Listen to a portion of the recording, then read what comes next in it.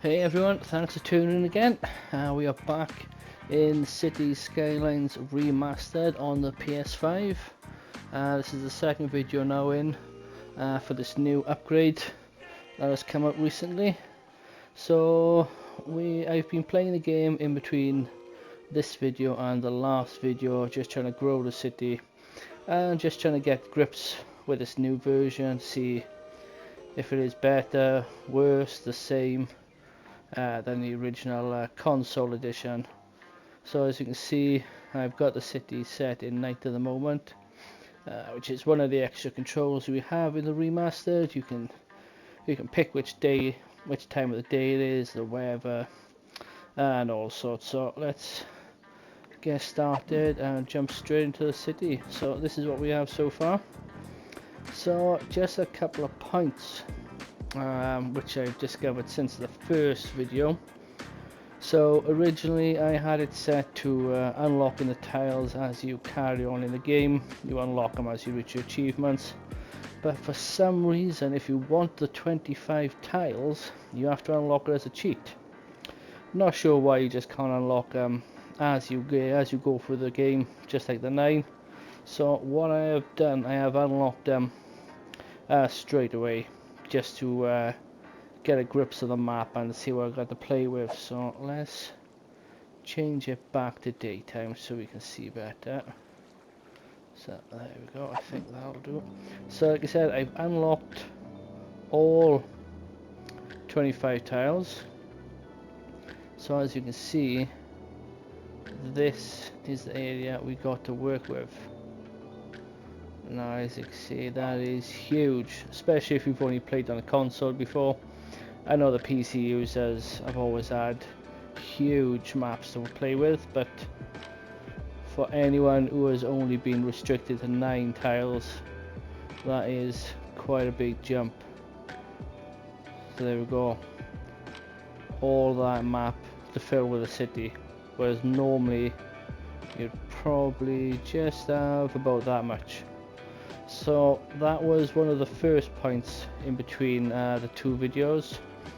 Another thing I was unhappy about and a little more about was the roads didn't lock to 90 degrees. Now for some reason the default is off, which I think is a bit daft. I think most people would want their roads locked to 90 degrees. So I know if you click on roads, R1, and then see the angle is off, X, and then you can set it to 90 degrees. So when you build a road, it'll automatically lock to 90. So, but every time you go into the game you have to turn that on. It automatically turns back off for some reason. So if you watch the first video you can see a lot has changed. Put in a cloverleaf junction for now. Once the city gets bigger I will change that, but it's ideal for this point in the game. We've already started upgrading to high residential zoning, and we've got some high residential commercial as well. I'm using the green cities residential. I think the buildings look a lot nicer than the standard ones. So at the moment we are at population 7,690. Again, the jury is still out to whether this is worthy of a £32 upgrade if you never owned the game from the start. I had it on the PS Plus download, so I wasn't eligible for the free upgrade, so I had to pay £32. Like I said, jury's still out whether it's worth it. To get the 25 tiles, if that's something you're keen on, then yeah, it's definitely worth it. But if you're not too bothered by the 25 tiles, I'm still not seeing any real improvement with graphics. I might have to jump back into the original game since I've been playing this now for a little bit, just to see if there is a difference I'm just not spotting. But so far it looks the same. So as you can see with the city now, we've developed this area down here as well. what I've done, I've put in a 4-lane road. I left one tile gap, and then I put in the roads in for the residential on this side, commercial on that side, and then I'll run a tree-lined path all the way down the middle, fill in the gap. So I think it gives us this nice kind of promenade walkway all the way down the main 4-lane highway, separating, and then you come into the residential, then the road, and then all this down is like a commercial shopping area. So then we've got all the commercial down here, and then we just got some paths then leading to the residential area. Got a nice little carousel here for the residents. And down here I have got the Industries add-on, DLC I think they're called. So there was oil in this area of the map, so I started playing around with the oil industry. So there's not much here at the moment.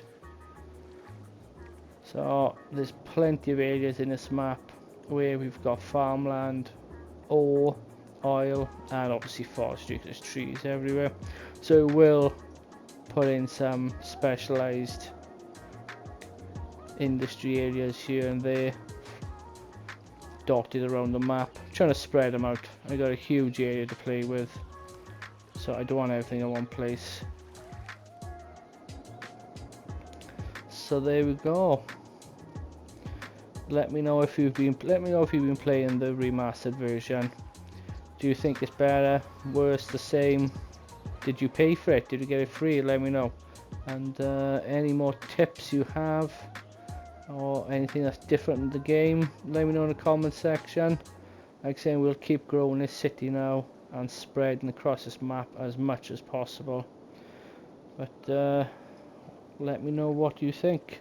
And I wonder what population you can get to if you filled all 25 tiles, and will the PS5 be able to keep up with it?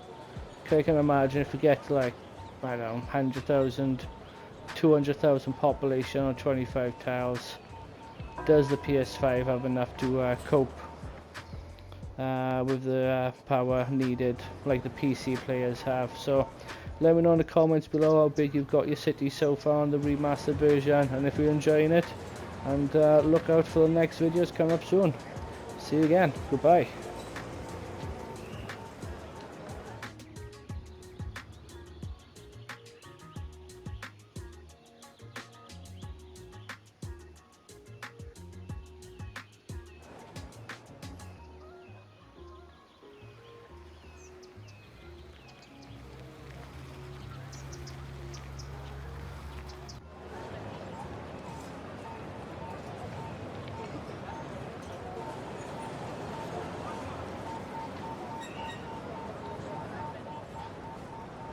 Colossal Ore. We are the leading producer of minerals, ore, and natural resources, which means you're benefiting from our services whether you know us or not.